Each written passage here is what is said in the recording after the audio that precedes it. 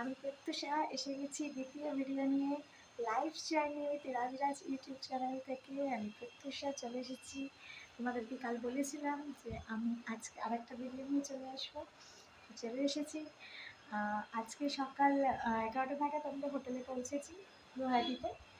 তো তারপর ফ্রেশ হয়ে আমরা চলে গেছিলাম মা কামাখ্যা মন্দির দর্শনের জন্য। তো মন্দির খুব ভালোভাবে দর্শন হয়েছে। তারপর আমরা এখন হোটেলে ফিরে এসেছি। আবার একটু পরে আমরা আবার বেরোবো।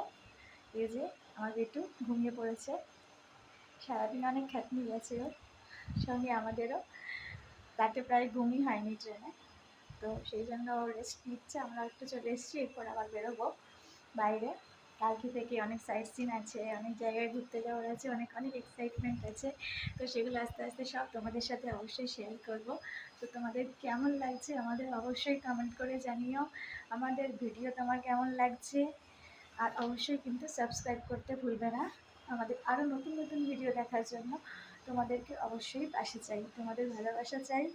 আর সবসময় আমাদের ভিডিও দেখে জানাবে যে তোমাদের কেমন লাগলো।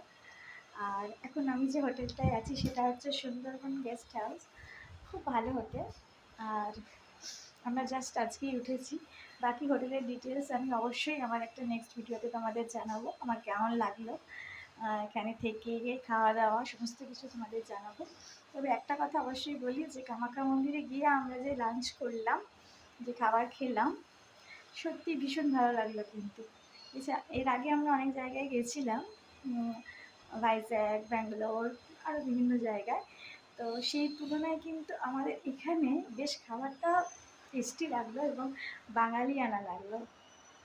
তো আরও তোমাদেরকে বলবো আমাদের কীরকম কীরকম লাগছে আসাম গুয়াহাটি ঘুরতে।